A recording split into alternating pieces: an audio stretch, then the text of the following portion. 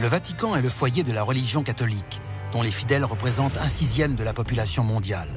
C'est une institution particulièrement ancienne et puissante. Elle se retrouve parfois au cœur de la controverse.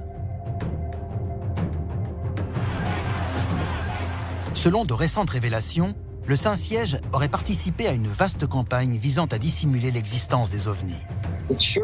L'Église se prépare à admettre l'existence d'une vie extraterrestre et à l'inclure dans la création. Si l'on en croit certains ufologues, le Vatican a depuis des siècles connaissance d'une forme de vie extraterrestre. Les conséquences d'une telle affirmation seraient tellement graves que des générations de papes et de cardinaux ont préféré tout nier en bloc. Et si ces allégations étaient vraies? Beaucoup de gens pensent que tout ne nous a pas été révélé.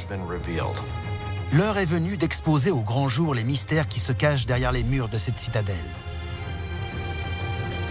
Des membres de l'Église vont nous faire des aveux inattendus et fournir ce qu'ils considèrent comme la preuve d'une forme de vie extraterrestre.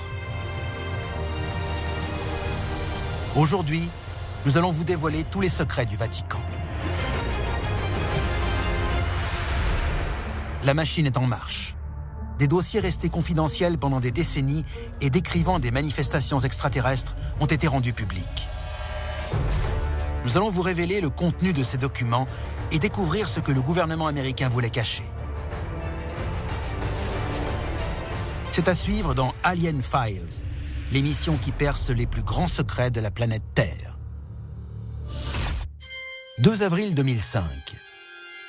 Le pape Jean-Paul II s'éteint après 26 ans de pontificat. Beaucoup le décrivent comme l'une des figures les plus influentes du XXe siècle. Le 8 avril, à 6h03 du matin, quelques heures avant ses funérailles, un objet volant non identifié apparaît sur les caméras de surveillance de la basilique Saint-Pierre. Ce mystérieux appareil serait-il la preuve d'un lien entre le Vatican et les extraterrestres? Certains ufologues et historiens estiment cette hypothèse crédible et la font remonter au fondement même du catholicisme. Et si cet objet était venu d'un autre monde pour rendre un dernier hommage au pape? Un des secrets les mieux gardés de l'Église est leur croyance en une vie extraterrestre. En 1543, à Toruń, en Pologne, Nicolas Copernic pose les bases de l'astronomie moderne en prouvant que la Terre tourne autour du Soleil et non l'inverse. 5 ans plus tard, à Naples, le philosophe Giordano Bruno va plus loin en affirmant que les planètes qui nous entourent sont elles aussi habitées.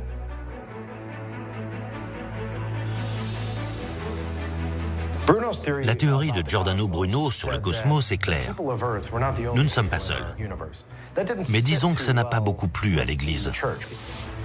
En 1600, il est reconnu coupable d'hérésie et condamné au bûcher.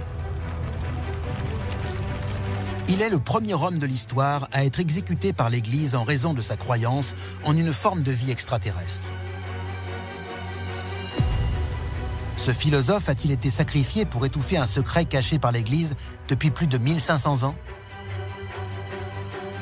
Selon la Bible, Dieu nous a fait, nous, humains, et nous a placés au centre de toute chose. Nous sommes le début et la fin. Mais la réalité est tout autre. Il existe bien autre chose que nous. Les liens entre la foi catholique et les extraterrestres sont en fait presque aussi anciens que la religion elle-même. D'étranges objets volants commencent en effet à apparaître dans l'art chrétien dès le XVe siècle. De nombreux artistes ont placé d'étranges symboles dans le ciel. Et dans certains cas, ils ont tout d'une soucoupe volante. Sur l'une de ses œuvres, on peut observer la Madone et en arrière-plan un personnage étrange, San Giovannino. Ce personnage semble observer le ciel et plus particulièrement une sorte d'appareil peint juste au-dessus. Au Moyen-Âge et à la Renaissance, les peintres s'inspiraient de faits réels pour réaliser leurs œuvres. Les gens voyaient de vrais objets dans le ciel. Dans Miracle dans la neige, on peut voir Jésus et Marie dans les airs. flotter par-dessus ce qui semble être une flotte entière de soucoupes volantes ou d'ovnis.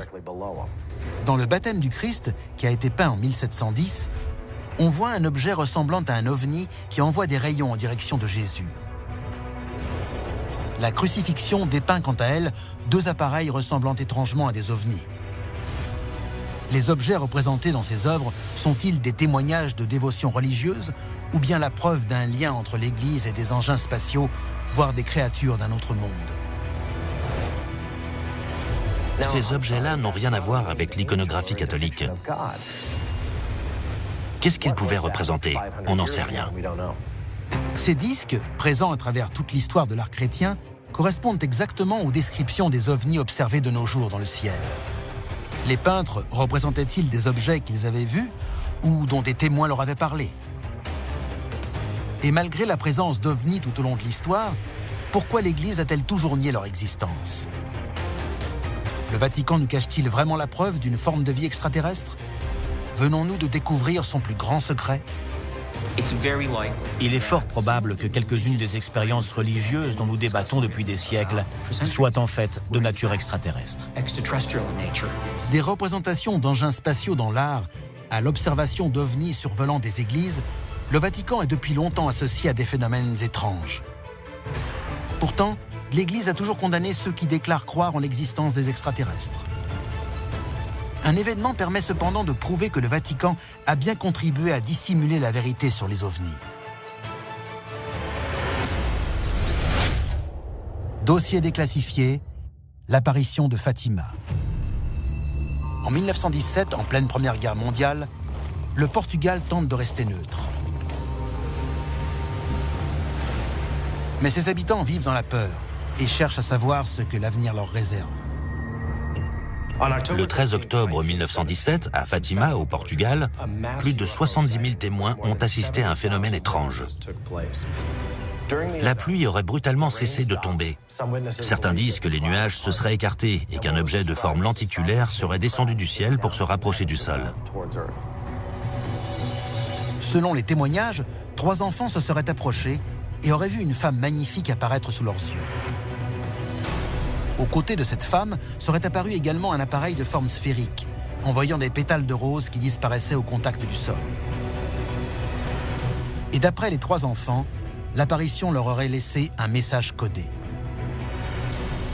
Les études menées par la suite attribuent ce message à la Vierge Marie, mais il est tout à fait possible qu'il provienne de quelqu'un d'autre. Cette apparition a adressé aux 3 petites filles une prophétie, une vision de l'avenir. C'était une prédiction. Ce message est interprété comme la prédiction d'un futur apocalyptique. Il évoque des épées embrasées et de prétendus démons qui descendraient sur Terre sous forme d'animaux effrayants et inconnus. Le Vatican a-t-il cherché à nous cacher que ce message annonçait en fait une invasion extraterrestre imminente?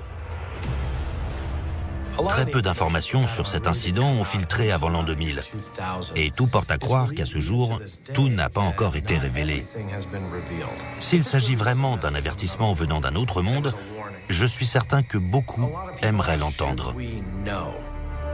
Des apparitions, des lueurs dans le ciel, des messages venant d'êtres étranges. Les signalements de manifestations extraterrestres continuent de se multiplier à travers le globe. Et si l'on en croit certains experts, le Vatican s'y intéresse de très près. En 2011, plusieurs individus résidant en Côte d'Ivoire ont vu une lumière dans le ciel. Mais pas n'importe quelle lumière. Il s'agissait d'une lumière en forme de diamant.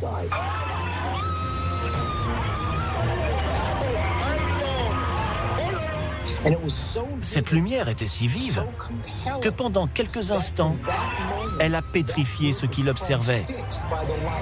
Et ça a bouleversé leur vie. Dernièrement, des phénomènes du même type se produisent de plus en plus souvent un peu partout dans le monde.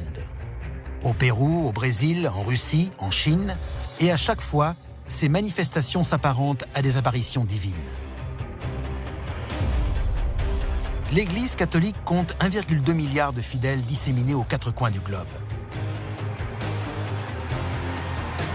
Un réseau mondial à l'affût du moindre phénomène inexpliqué. Est-ce ce qui a fini par convaincre le Vatican de reconnaître l'existence des extraterrestres ? Dossier déclassifié, les ambassadeurs extraterrestres du Vatican.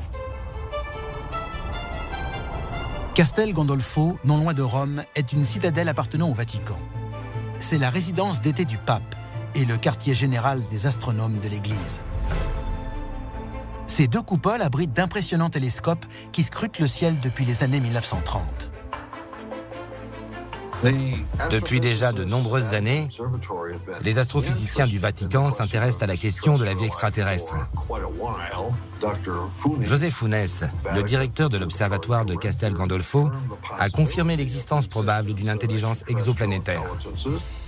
L'univers est si grand, si vaste. Il contient des centaines de milliards de galaxies. Chacune compte 100 millions d'étoiles.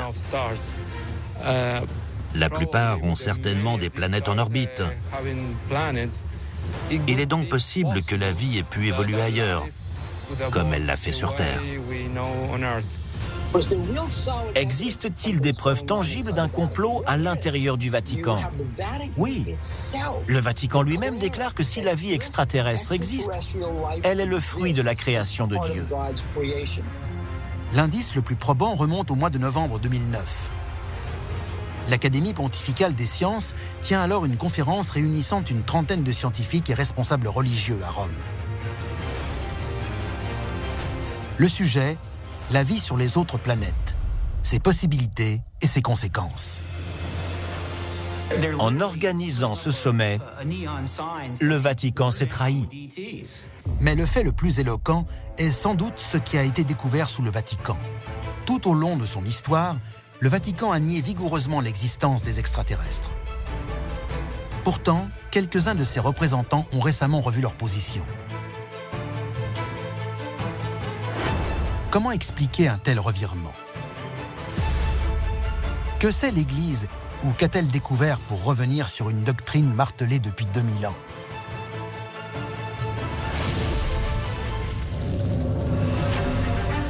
La réponse se trouve peut-être dans les archives secrètes du Vatican. Il s'agit de milliers de volumes gardés sous clé depuis plus de 1000 ans. C'est un véritable trésor. D'après certains ufologues, c'est ici que le Vatican conserve les rapports concernant les apparitions d'OVNI, à l'abri des regards indiscrets. Les archives secrètes du Vatican, c'est 80 km d'étagères et plus de 32 000 ouvrages enfermés. Qu'est-ce que tout cela cache? En 1977, Jimmy Carter est un des rares présidents américains à déclarer avoir vu un OVNI. Il souhaite révéler au grand public toutes les informations dont le gouvernement dispose sur la question extraterrestre. Il demande à la bibliothèque du Congrès de récupérer toutes ces sources d'informations. Quand celle-ci contacte le Vatican afin qu'il lui transmette ses dossiers relatifs aux manifestations extraterrestres, le Saint-Siège met son veto, 2 fois de suite. Mais les documents gardés jalousement par le Vatican ne pourront pas rester toujours secrets. Aujourd'hui, des éléments nouveaux suggèrent que le Vatican cache même des extraterrestres. Dossier déclassifié, les crânes extraterrestres. C'est une histoire étrange. En 1998, des fouilles ont été organisées sous la bibliothèque du Vatican. Et un des ouvriers est tombé sur de drôles de crânes. Ils étaient gros et très allongés. Ils ressemblaient à la description qui est faite habituellement des extraterrestres de type gris. De grosses orbites, un nez et une bouche relativement petits, une boîte crânienne en forme de dôme. Les similitudes entre ces crânes et ceux des extraterrestres décrits le plus souvent par les témoins sont évidentes. Mais pourquoi y aurait-il de tels crânes sous le Vatican? S'ils pouvaient parler, quelle histoire raconteraient-ils? Après la découverte de ces crânes, le pape Jean-Paul II a demandé aux gardes suisses de fermer l'accès au site. Que cherchait-il à cacher? Les crânes ont-ils rejoint les archives secrètes du Vatican? L'Église catholique a très bien pu récupérer des extraterrestres au cours de ses enquêtes sur des phénomènes étranges. Ces crânes peuvent-ils être les ossements d'extraterrestres ayant vécu au Vatican? Le Vatican est bâti sur les ruines de la Rome antique. Juste en dessous, il y a une nécropole. Une nécropole est un vaste cimetière souterrain. Elle renferme donc des ossements qui peuvent remonter non seulement à la naissance du Christ, il y a 2000 ans, mais aussi au début de la Rome antique. La meilleure conclusion est peut-être celle qui a été donnée par une religieuse. Quelle que soit la nature de ces vestiges, ce n'est pas un hasard si nos ancêtres les ont enterrés ici pour qu'on les oublie. Si ces théories sont exactes, le Vatican détient donc la clé du mystère de la présence des extraterrestres sur Terre. Mais le Saint-Siège envisagera-t-il un jour de révéler ses secrets au grand public? L'Église se prépare, ça ne fait aucun doute. Elle se prépare à admettre l'existence d'une vie extraterrestre et à l'inclure dans la création. Si le Vatican prévoit effectivement de confirmer l'existence d'extraterrestres, quelle découverte le poussera à passer à l'acte? Et une fois le mystère dévoilé, comment gérera-t-il la situation? La vie extraterrestre pose quelques problèmes éthiques auxquels il faut que chaque gouvernement se prépare avant même d'établir un contact. Mais un événement majeur risque de précipiter la levée de ce mystère. Des éléments remontant à près de 2000 ans suggèrent que le Vatican pourrait être l'une des organisations les mieux informées sur la vie extraterrestre. L'Église s'apprête-t-elle vraiment à révéler la présence d'une race extraterrestre dans notre univers? Je pense qu'on découvrira peut-être de notre vivant la présence d'une vie sur Mars, ou en tout cas d'une vie passée. Et à ce moment-là, le pape sera bien obligé d'inclure la vie extraterrestre à la création. Une fois la vérité exposée au grand jour, l'Église en profitera-t-elle pour convertir d'autres individus au catholicisme? Il sera établi que Dieu a créé non plus les hommes, mais d'autres formes de vie. Nous ne serons plus seuls. Le catholicisme deviendrait alors la religion qui a admis la première l'existence des extraterrestres. Si ces théories se révèlent exactes, le Vatican pourrait bientôt présider à la destinée non plus seulement de l'Église catholique, mais d'un monde nouveau, où coexisteraient les hommes et les extraterrestres. C'était Alien Files, l'émission qui perce les plus grands secrets de la planète Terre.